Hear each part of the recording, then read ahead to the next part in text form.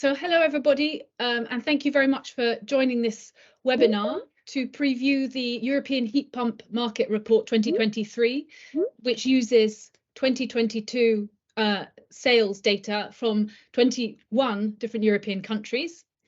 I'm Sarah Azzo. I'm the Head of Communications here at the European Heat Pump Association, and I'm pleased to welcome, or people are just joining the call, but I'm pleased to welcome our speakers today. So we have Meredith Annex, Head of Clean Power at Bloomberg NEF, who'll give a bit of a global overview of the market. Then Thomas Novak, Secretary General of the European Heat Pump Association, will really dive into the figures, those latest figures. And then Josephine van Besselaer, the Head of EU Affairs at the European Heat Pump Association, who will present more of the policy, the EU policy angle. So with that, I'm going to hand over and stop sharing my screen, and I'm going to hand over to Meredith. Wonderful. Thank you so much, Sarah. And I'm going to take over the screen share. Everyone should bear with me for a moment because this is not our usual system for use of videos at the office here. Hopefully you can now see my presentation. Yeah. Wonderful. Thank you so much. And thank you, Thomas, for extending the invitation to speak here today. As Sarah said, I'm Meredith Annex. I lead the clean power practice at Bloomberg NEF. I've been with the company for about 11 years and have also started our heating research practice within the firm. So I have known the European Heat Pump Association for quite a few years now. Now, what I wanted to do is just start out today's conversation with a bit of the story around the investment side of things. Thomas will be showing you a lot of what's happening in terms of the data on heat pump sales within Europe. I wanted to provide a bit more of the global context and a bit more on the dollar side of things. And to start out with, this is a report that we do every year looking at total investments across the energy transition. This particular chart is just showing you investments in the global heat pump market. 2022 was a big year, unsurprisingly, for those who are active in the space. It won't remotely surprise you that we saw growth, about 10% year-on-year growth globally in investments in heat pumps. This is very much in line with the trend line we've been seeing since 2016 in terms of annual growth rates. 2021 was a bit of a blip. We saw a break from average higher growth annually than we're used to seeing. 2022 was kind of still growth, but a return to normal. A lot of that has to do with some of the COVID recovery programs kicking in 2021 and then sort of easing back to business as usual in 2022. In terms of how this spread regionally, this growth story really is a story of the European and American market. The US market's already quite mature. It's been growing, but it grows at a pretty steady rate year on year. The one that's really breaking trend is Europe. So here you can see the growth that we've seen since 2015. So 2015 has been indexed to 1, and every year you're seeing the percentage growth relative to that base year. And Europe has just within the last couple of years overtaken the US market. It was already trending upwards in terms of its growth rate before 2019, before 2020, but since then it's been a real break in the market, a real growth opportunity. And this is leading to lots of international interest coming into the European market. Everyone on this call will be familiar with the new announcements on factories, with carriers, move into the market with Beastmen, a number of consolidation plays, a number of new entries happening within the market. Now, just to finish off with some global context here, heat electrification is only one of the sectors that we're tracking in our investment trends report at Bloomberg NEF. Our company specializes in the whole energy transition and really understanding heat's role in the energy system itself. So here you can see the 2022 bar that shows all of the investment figures that we tracked for the year completing 2022 is the first year that we saw over $1 trillion investment in the energy transition. So it was a really groundbreaking year in terms of clean energy and energy transition investments in general. But it's very far away from what we need to be on track with net zero. So in all the future years here, you can see how our investment figure would need to grow to align with Bloomberg NEF's net zero scenario in its new energy outlook, which is our view to 2050 of how the energy sector could evolve in line with the Paris Climate Accords in a net zero economy.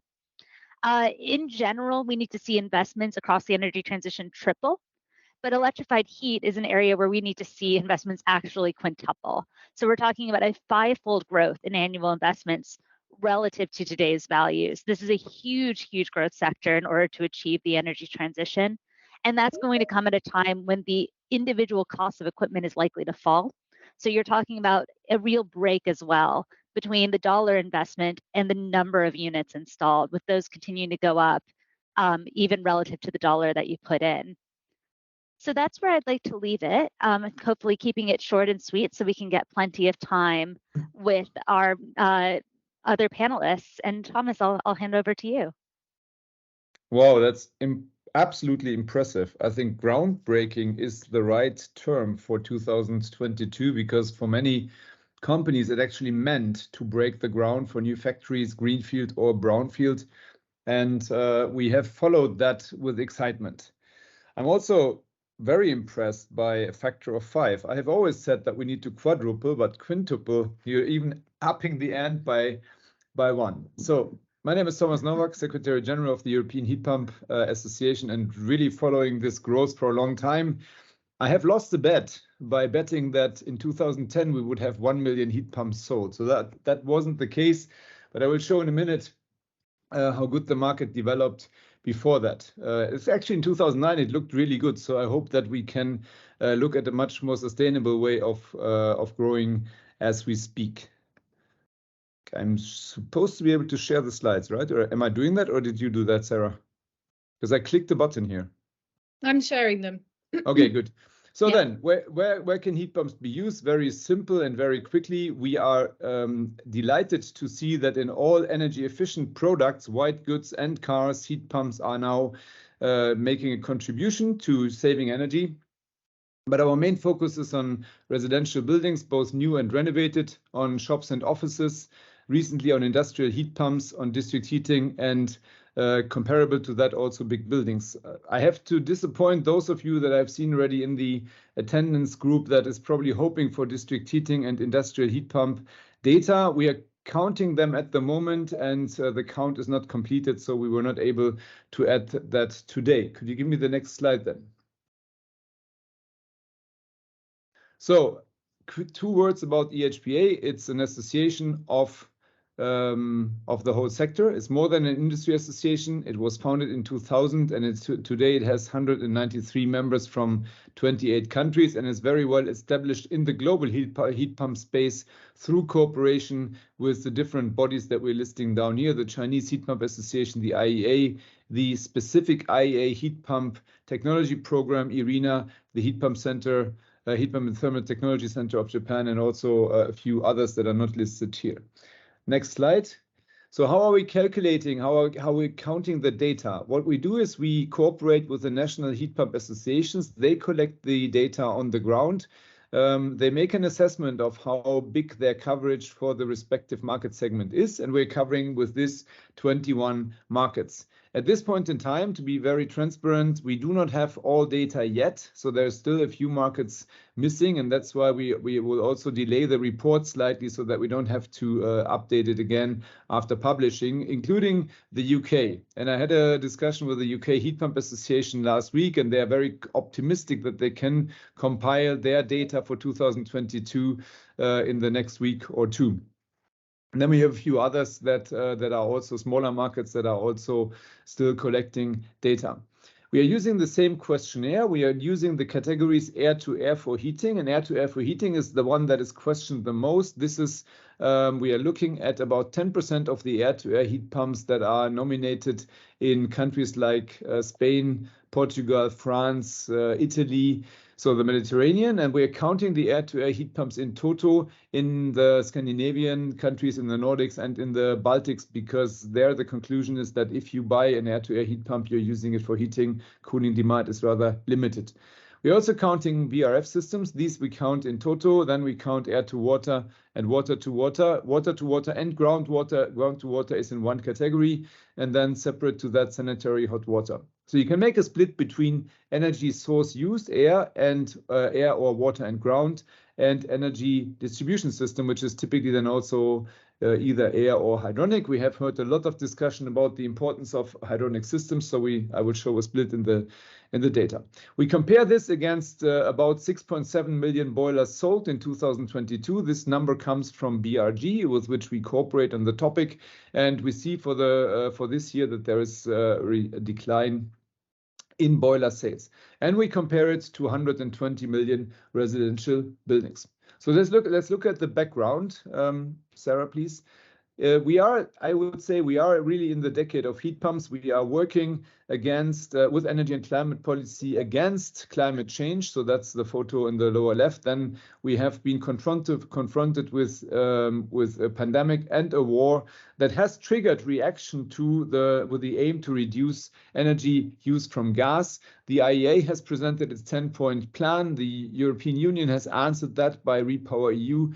The US have invoked the Defense Production Act, and then the US has topped it up by also calling for the Clean Energy for All program, the Inflation Reduction Act. And this again has triggered a reaction in Europe with the Green Deal Industrial Plan that for the first time has singled out a number of technologies, including heat pumps. So 6 technologies are there. Heat pumps are one of them. And this is a first because it moves away from the technology neutrality principle into an era, which I think is very applaudable, into an era where we say which technologies can deliver today, which technologies can deliver fast.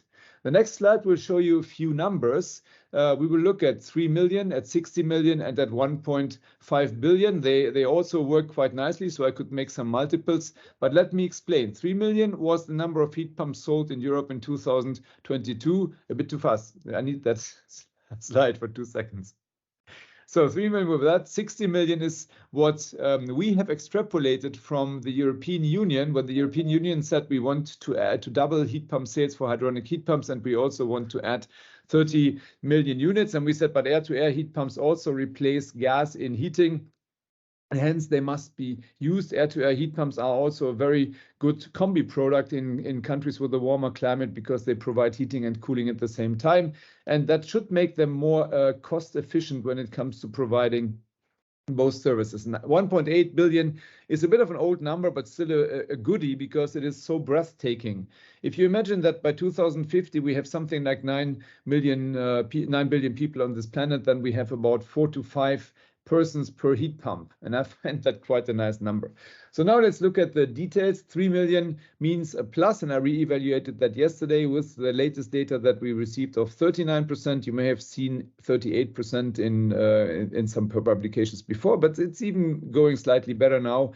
So we have 3.31 thousand or so million then in that heat pump sold, including the heating and the hot water ones, and that means an increase of 39%. And if we look at heating only, then it's 2.71 million, and that's a slightly stronger increase. The heating sector has moved slightly faster than the sanitary hot water heat pumps. If we put this into context for the stock, then we see that 17 million heat pumps are installed today, and that against 160 million residential and commercial buildings means about 15% market share. Let's look at the growth development from 2010 to 2021. So I said that I lost this bet. In 2009, it looked as good as if we were to grow the markets a bit better than we could have achieved 1 million units in 2010. But then the impact of the crisis at that time, the building crisis came in, and then credit crisis. So then the markets were very flat for a while. But now for the last for the years from 2018 to 2021, the sales doubled. The last year, before today's 2021, saw an increase of 34%, and then 2022 still an estimate because, as I said, we are counting the last numbers, is plus 39%. I do think that if we have to change something, it's only getting better. So it took us 4 years to double. We can probably double again by 2025 if growth continues at 25% per year. Then the next one, if we look at the distribution between the different countries, then we see that it's quite a tilted market. We have the biggest sales in 3 countries, France, Italy, and Germany. Germany for the first time this year because of the strong increase of heat pump sales, which again is which in return is a result of a very clear subsidy scheme, a very generous subsidy scheme, and the introduction of a CO2 price on heating fuels. So I think both of these things will have an impact, and then also an increasingly positive the reception of heat pumps. You have seen probably all the news. We could make an own webinar on explaining what happened there. But suffice to say that there is significant market in Germany. These 3 markets are now responsible for nearly 50% of annual sales. And what this graph also shows is that even big markets like France can still grow after years of leading the European marketplace at double digits. And that makes me quite optimistic to assume that also a 25% growth year over year from all the different countries is a possibility. So if we then look at the other countries, too quick. So the next 7 countries, they complete about nearly 90% of the market. And that means that we have a huge potential for other markets to continue to grow. And that is important because we will show you in a minute that the ambition level that we need is actually or must be much higher. And so we need potential in a sufficiently large number of countries that could still grow. And then we have the remaining countries where we see quite strong growth, Belgium, Czech Republic, etc. But they are doing this on a very small level. And that we see in the next slide. Here we see that which countries have grown the fastest. And it's actually not the biggest ones. It's Belgium, Czech Republic, Slovakia. And now again, just to manage your expectations, you may have seen different numbers from different other bodies.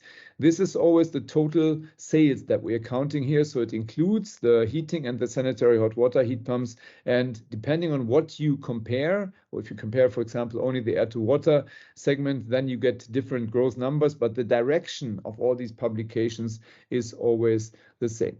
So we see that all markets have grown. At least so far, everything that we have seen has grown. And I can really say all markets have actually grown double digit. So it's something that we have always seen as possible. And here we can see it as reality. Next slide shows us a separation of the sanitary hot water heat pump. I like to separate that out because it's, as a product in itself, a very good starting point for the installers. If you put a sanitary hot water heat pump next to a gas or oil boiler, you basically build some sort of hybrid system, but you get acquainted with the sanitary hot water heat pump technology. Then if we look at the next slide, we see a split between the heat pumps by type, and you can see that air dominates as energy source. We have around 1 million air-to-air heat pumps, but we have actually 1.45 million air-to-water heat pumps. And then we have a small but very stable number of brine-to-water heat pumps. And then, as I said already, 250,000, I think now we can see it here better, 320,000 sanitary hot water heat pumps. And here you see the different shares. So indeed, air-to-air is no longer dominating. Air-to-water is dominating the sales, followed by air-to-air, followed by sanitary hot water, which technically speaking is also an air-to-water unit, and then followed by brine-to-water, which is a very stable 170,000 units.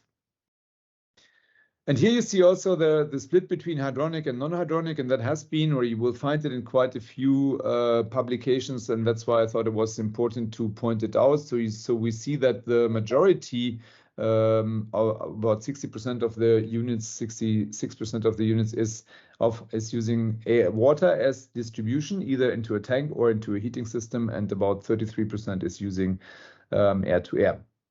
Next slide, please. There we see the benefits. The benefits are all known, so I'm not going through them in detail, but I want to highlight 2 things. Demand response as a potential. There we are not so sure how big the potential really is, because for most of the heat pumps, it is not used yet. So we are not getting tired of repeating that flexibility has to receive a value in order to translate the demand response potential into new business models and even more investments, but also into heating becoming a service or cooling becoming a service and the heat pump becoming a commodity into a highly renewables-based electric grid, where then the heat pumps provide stabilization services. And then the other thing that is getting increasingly interesting, and is probably in parts, if you ask yourself for the success of different countries, for the Polish heat pump miracle, that's the contribution to clean air. If you replace oil and coal boilers, to a lesser extent also gas, with heat pumps, then you have no emissions at the point of operation. So that's very useful. Then the next slide shows that heat pumps also provide jobs, and they provide jobs, as I will show on the other slide, but maybe let's keep here for a second, also quite well distributed across Europe. So we have counted here 161, nearly 162,000 full-time equivalents. Obviously, the real number of people working in heat pumps is bigger because not everybody works in a company that only does heat pumps. But so you have to interpret this number as if we were to manufacture, install, and maintain heat pumps only with full-term equivalents, people that work only on heat pumps, then this would be the number that you need at least. And then where are these factories? The factories are dispersed across Europe. That shows the next slide. And we see that the gigafactories are coming. It was a bit of a joke. I made that statement, I think, a number of years ago, that we need gigafactories when Elon Musk was building battery gigafactories. And now we are seeing that these factories are coming with 300, 400, 500,000 units annual capacity. So what you have to imagine is a factory where 1,000 heat pumps are ending in the loading bay to be distributed across Europe. And we are seeing that at least 3 or 4 are under construction. If you have read the news, there is a new player in the market. Swedish consortium will create a new company, will set up another factory in Poland. I leave it to you to research to find out who that is, because if I start to mention names, then I cannot stop. It's too many. But what we see is 170 sites and more and counting. It's largely SME based. It's often in rural areas. There is a turnover of about 14.5 billion euros, and 1.7 billion of that is VAT. Heat pumps create jobs. Heat pumps create export potential. Heat pumps create perspective. And then, are we moving fast enough? So that's my last couple of slides. This answer is very simple. No. What you see on this slide is the renewables share in heating. You see the final energy share in the yellow area, the yellow area that is the final energy development. And you see that renewables in heating are not moving nearly as fast enough as necessary. This has a delay, so this is only 2020 data. It's from Eurostat, but it shows clearly that we are not at speed that we need. If you look at the different pieces of legislation, Josephine will show us how big the ambition level is there, and we need to grow faster. Next slide shows that also in numbers. If we just look at the heating sector, we see here the heat pump sales, heating heat pump sales, I have to precise, against boilers. And so we see that we are at a heat pump share this year of 29% when it comes to heating devices, which again leaves us quite optimistic on achieving a 50% share or even more. And we will see that in a minute by 2030. The next slide shows us, gives us an indication on whether or not we could move faster, because this is the heat pump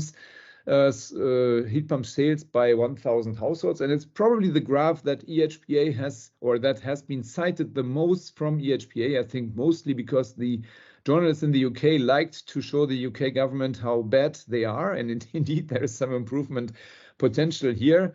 It's quite obvious that if heat pumps work in the most climatically challenged countries, like in the Nordics, then they can also work anywhere else.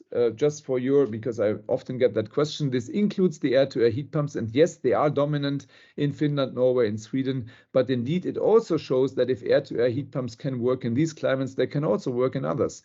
So they are really a good solution to move the market away from fossil energy in heating. And then just a bit of thought here. If we look at the next slide, then this is the triangle that I think is actually will drive change. if people start to think in the direction of electricity, and they start by potentially having a photovoltaic array, then they often have too much electricity, and then they start to think, how can I use that electricity? And that can either end in an electric vehicle or in a heat pump, ideally, of course, in both. So you have this triangle of full electrification of buildings, of making buildings active nodes in the electric grid. That is not that much true for industrial applications, but one could probably make an argument out of it at the same time. Is this just a dream of myself? No, it is not. And the next slide shows us how that works. This is data from Solar Power Europe that looks at their growth rates for photovoltaic sales, so that these sales will happen, and they will bring more and more people access to what you could call their own flexible tariff, because it's their own photovoltaic array. And the right slide shows you what has happened in Poland. And you can see a driving force of photovoltaic sales that is trailed by heat pump sales. And 2022 was the first year in which heat pump sales were actually higher than photovoltaic sales. We haven't evaluated that for other countries, but I'm very interested in doing that to see if we can prove a trend here.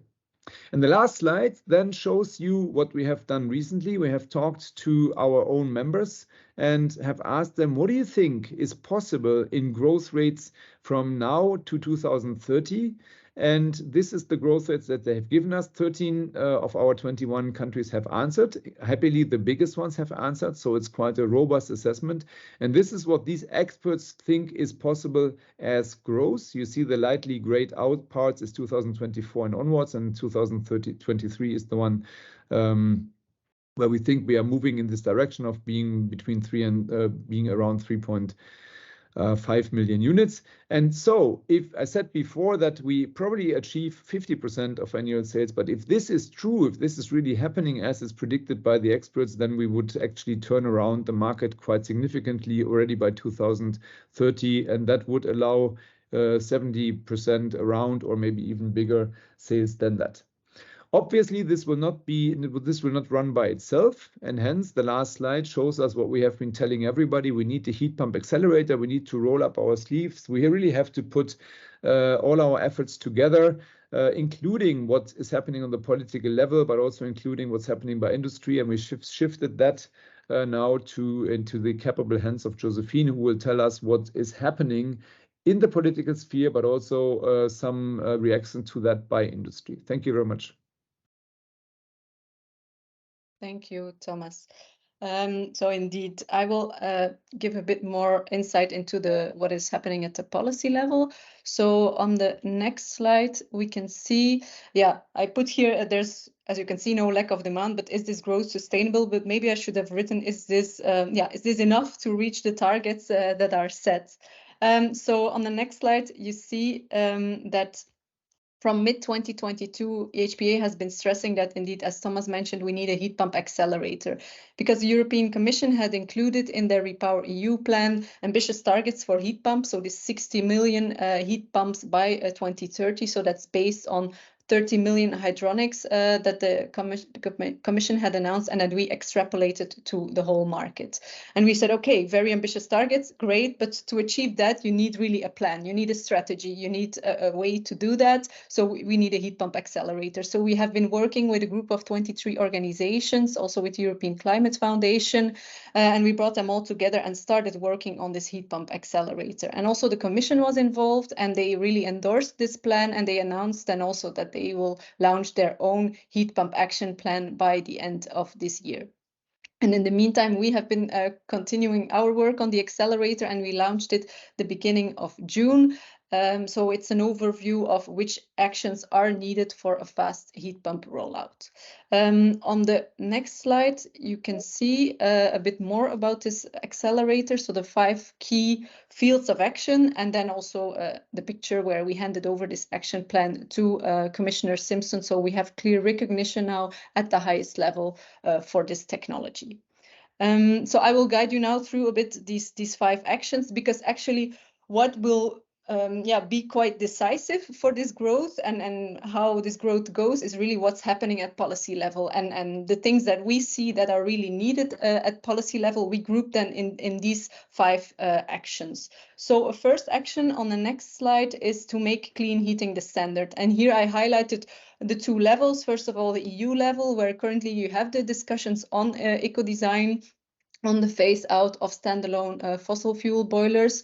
At the same time, you also have the trilogues that are ongoing on the Energy Performance of Buildings Directive, and both will be quite decisive on where the heating market will go, what will be set as the clear solution. The policy clarity is what they should give on the heating solution. But also at national level, this is a map of where there are already current or announced bans on certain fossil fuel heating equipment. We have had, we still have the discussions in Germany, of course, on the 65% renewables in heating. Also in France, you have now a national consultation on the phase out of fossil fuel boilers. So all these things will be quite decisive on how the heat pump market will grow in the next years. On the next slide, you can see the second group of actions, and that's really to support European industry leadership. So here you see that the industry is investing. So more than 5 billion euros of investments have been announced until 2025 by almost all the major market players, as you can see here. You can also find a full overview on our website.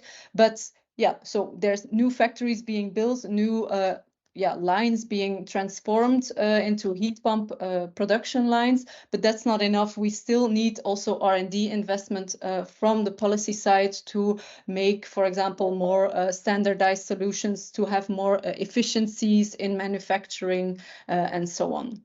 Then a third area of action on the next slide, which is very important and which was already touched upon by Thomas, is really to give this flexibility a value. And that's maybe a bit less of an action that is needed at EU level, but more at national level, where member states really now have to implement the electricity market design to really give a value to flexibility. So this can be unlocked, and end users get a price signal for the flexibility they offer with their heat pump.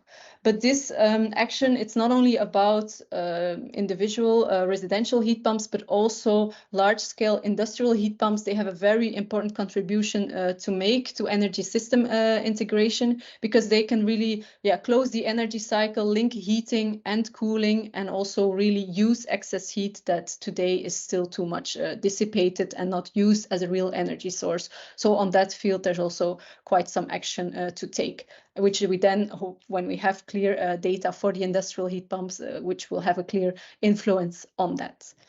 On the next slide, you can see this fourth area of action, and that's on the what is needed for consumers. And of course, consumers, they need to get the right information through one-stop shops. They cannot have anymore these myths that are going around that heat pumps would only be possible in certain situations or under certain conditions. No, consumers really need to get the right information. But even more important is really the pricing. And there we see that the electricity to gas price ratio is very important. And on this map, you can see where this electricity to gas price ratio is lower than 1.5 and versus higher. And in those countries where it is lower, the heat pump is easier to install, because the economic case, the business case makes much more sense.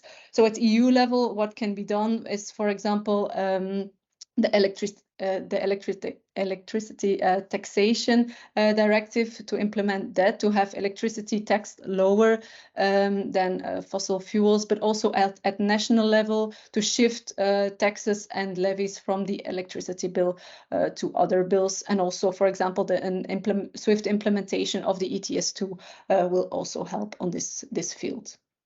And then the last field of action is about skills and workforce, and the Commission is working on a separate heat pump skills partnership. And here I put, first of all, this heat pump for all project. This project has now been finalized, but it should continue in different other types of projects where they look into which competences are needed for a heat pump installer. Also quantify how many installers do we have at the moment, how many are needed, which actions work well in which member states, exchange these best practices and so on. And the second image is from the Swedish Heat Pump Association, and they have done a heat pump school competition, and here you have the picture of the winner of this competition. So this really helps also to show to younger people which professions there are, what a heat pump installer does, and to attract more people to this area of work. So this is really, in a nutshell, the 5 areas of action that we see. And when a lot of things are being done in these areas, then this will of course have a positive influence on the market numbers. And in the last slide, you can see that now the European Commission has opened the public consultation on the heat pump action plan, and they ask actually everyone for input on these 5 areas. Also other things, if you have any suggestions on how to improve a large-scale heat pump rollout, which actions are needed, don't hesitate to provide your feedback. So you have the link to the public consultation in this slide. You can easily also Google it. And it's open until the 30th of August. So this is also a call to action from your side to contribute to this development. Thank you very much. Thank you very much to all our speakers. I've stopped sharing my screen because we have 20 minutes or so left. So now we can open up for questions. And I think Danae, who's on this call, my colleague, has been keeping an eye on the chat. As I can see, there's already quite a lot of questions there. So do we have a first one, Danae? Yes, there is a few questions. There is a question from someone who is somewhat surprised that the investment for electrified heat is significantly smaller than electrified transport in the last figure of the first presentation. Can anyone explain a little more about that? Yeah, I'm assuming that's one's for me. I'd be delighted to.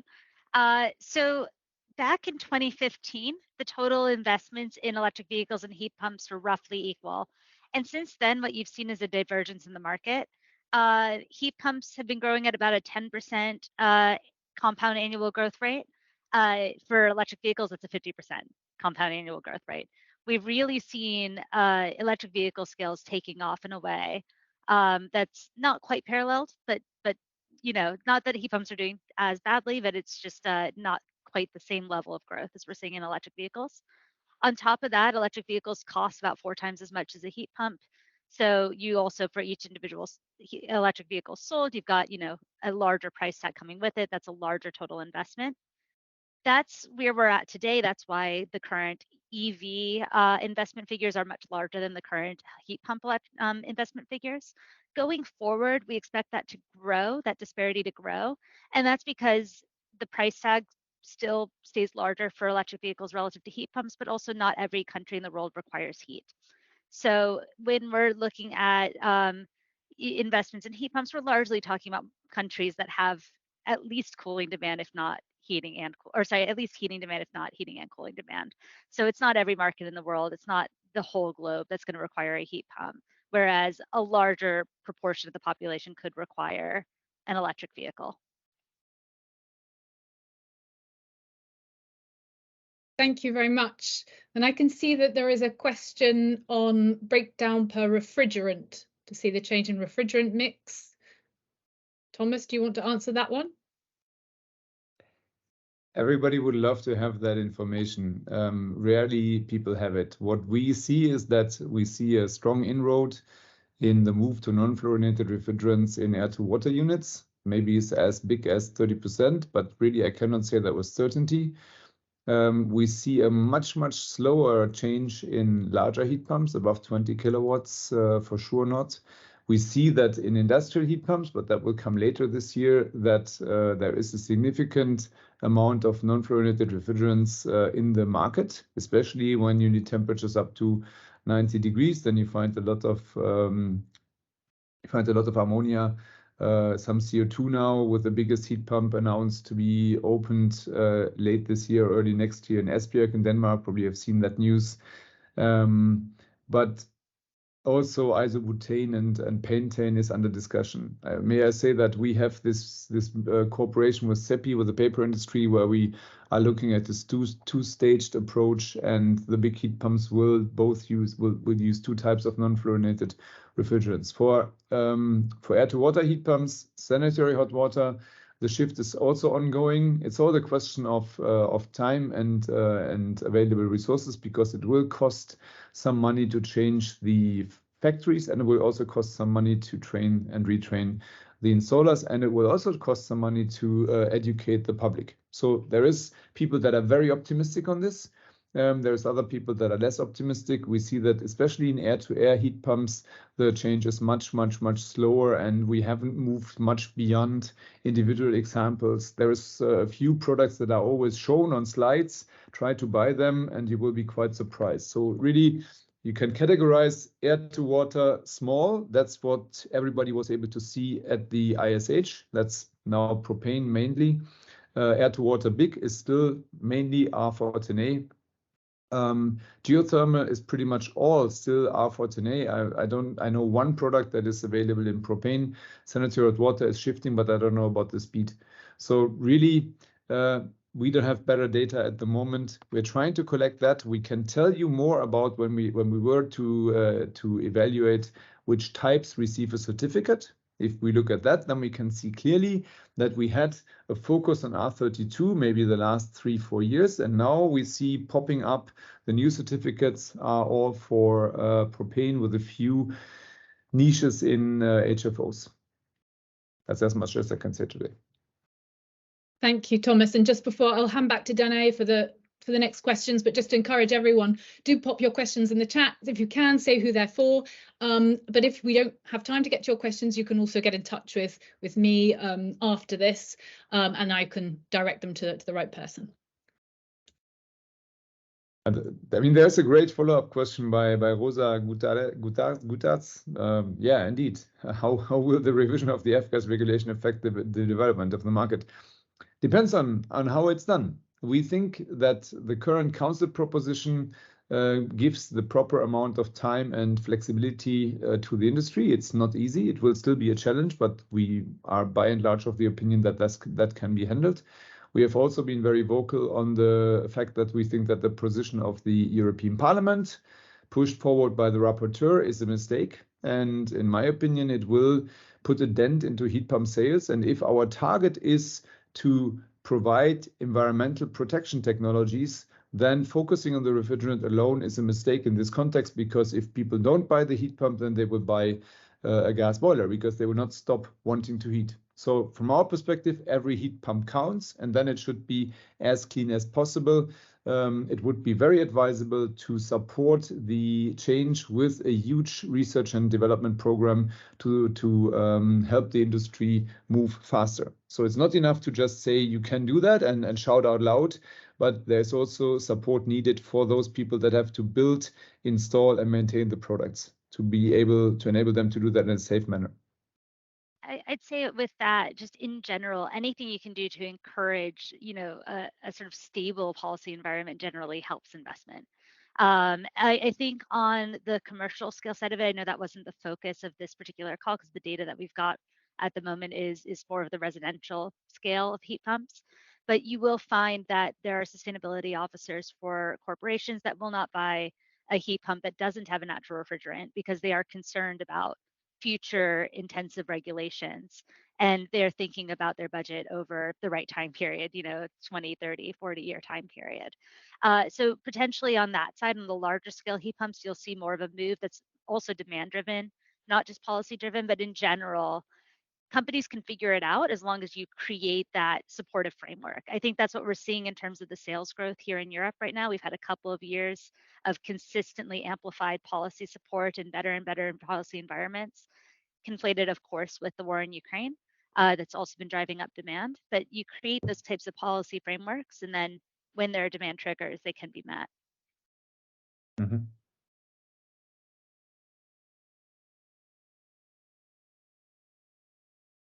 Great. Someone else is asking if we are including in our market report details of the heat pump flow and supply temperatures achievable with different systems.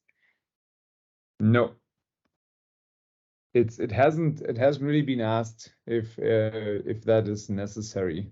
So we have it on many slides that we say that today residential heat pumps can easily achieve around 17 Kelvin of temperature lift. Why am I saying it's so complicated? Because it's not enough to say you can achieve 70 degrees Celsius without looking at the temperature of the source. So if it's -20, you would probably have a hard time getting to 70 degrees, but if it's +5, 70 degrees is absolutely within reach. And hence why the gap that we can cover. Industrial heat pumps are much better. They below 100 degrees is absolute state of the art.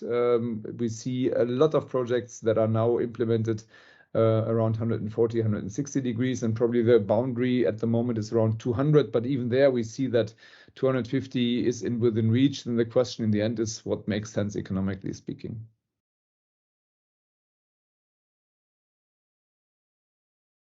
Someone else is asking which percentage of heat pumps is sold in Europe, is produced in Europe for air to air and for air to water. This is not robust, right? This is more back of the envelope. VRF comes quite often from Europe. The small air-to-air heat pumps nearly never. So you can say that independent of the local content, we think that about 60 to 70% of the heat pumps are manufactured in Europe, of course, with different shares of local content. And sometimes even for air water, you manufacture the hydronic parts inside Europe and you buy the subsystem, the evaporator and the fan and so on. The outside box, you buy that abroad. But there is nobody has yet started to put this together as a definition of how do I define a product that is done in Europe? Is it enough to have the heat pump plate, the type plate? Is that enough if it comes from a European company, or do you have to have a certain percentage of components? And what we can say, however, is that when it comes to fans and heat exchangers, and also the boxes, the cases, then these are predominantly done in Europe. Compressors, not so much. Smaller components, looking glasses, 3-way valves, 4-way valves is predominantly Asian, and also quite a few controllers. So it is a global value chain, and I've said that also in a recent meeting. We will need this global value chain if we want to continue this strong growth. It's an illusion to think that we can quickly shift all production to Europe. That debate right now around what counts as local manufacturing is really in the forefront across the clean energy space. You're seeing a lot of debate right now in the United States, especially thanks to the Inflation Reduction Act, which gives differentiated support depending on whether you're hitting local manufacturing requirements. But what those definitions are is not yet clear. And so we're still getting guidance in the US. I think that's going to shape that international conversation as well.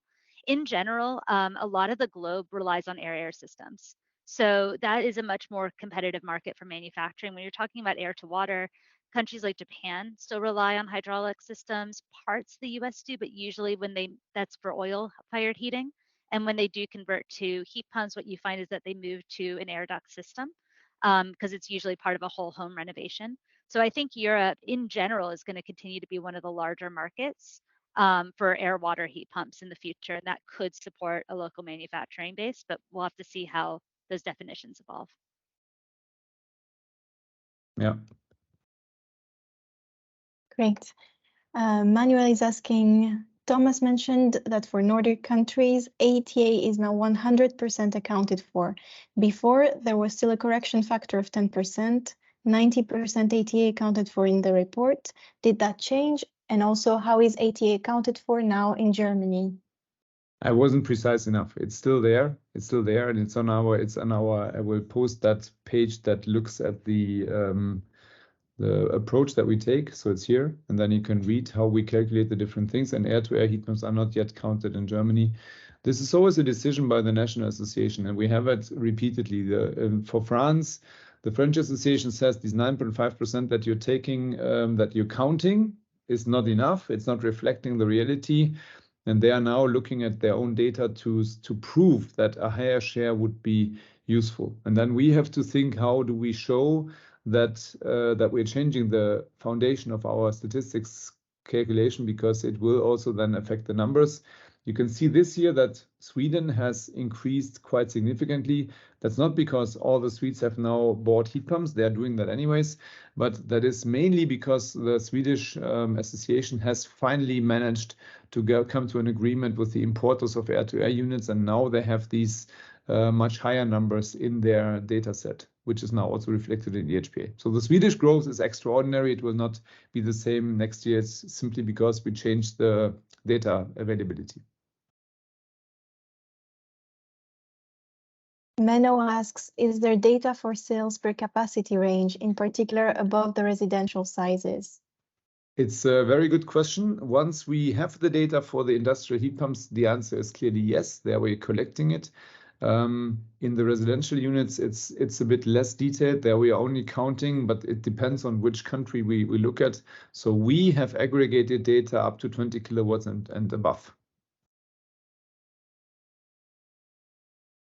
And Svitlana has a question for you, Thomas. How do you explain in EHPA the relative slowdown of heat pump market of the last 3 to 4 months? Well, we don't have to explain it yet because we only know about it anecdotally.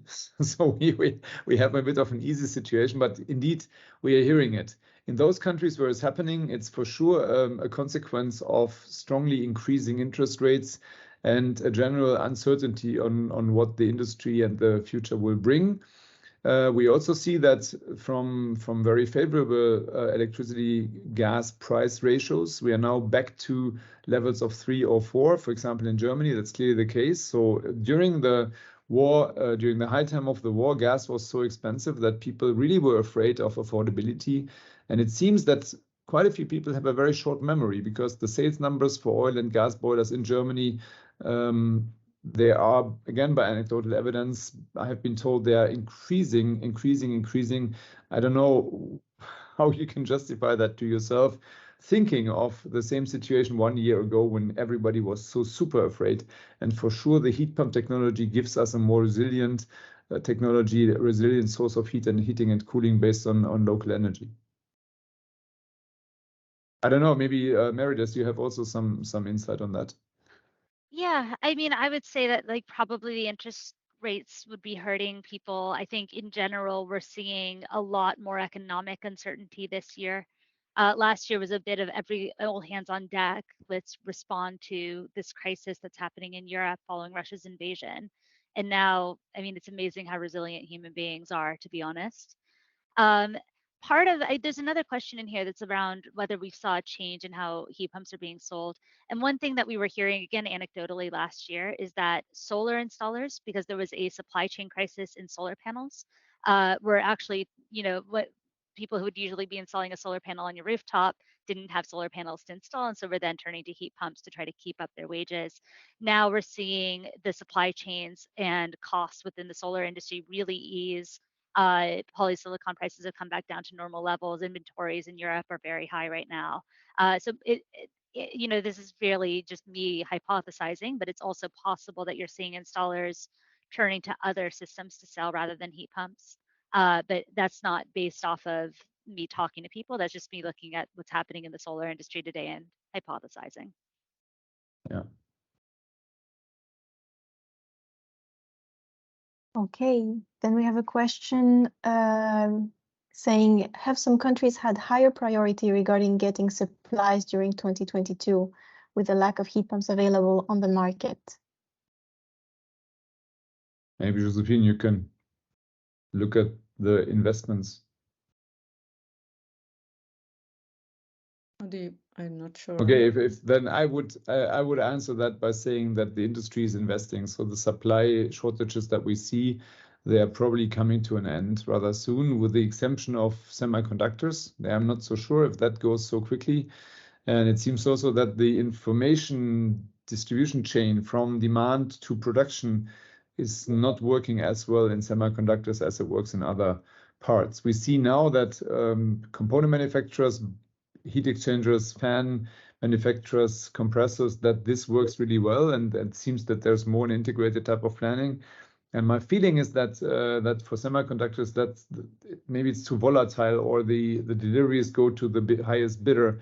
I'm not exactly sure what the reason is, but I'm hearing that this problem is not over yet. Could also be that we need so many more, because you need the semiconductor for the electrically controlled fans, pumps, the heat pump itself, and the controller. So you have at least 4 that you need. And maybe if I may take a parallel to the car industry, in cars, you have quite a few single individual small computers, or you're Tesla and you say, no, we build one big computer that controls them all. So this is a development that we haven't seen yet in the heat pump industry, but that could very well happen in the near future. Yeah, maybe a short additional reaction. I really don't think this is country-based. It's rather depends on the manufacturer. Yeah. Okay, we have 2 minutes before the end of the webinar. I'm not sure if I still have time to take one more question, or if we should close off. Yeah, I would suggest we take maybe 1 or 2 more questions very quickly, and then I would like if our speakers agree to give them each a very, very quick, like 10-second opportunity to say a last word. Okay, in this case, I will move to Laura's question. Are you considering to include the refrigerant usage in the report?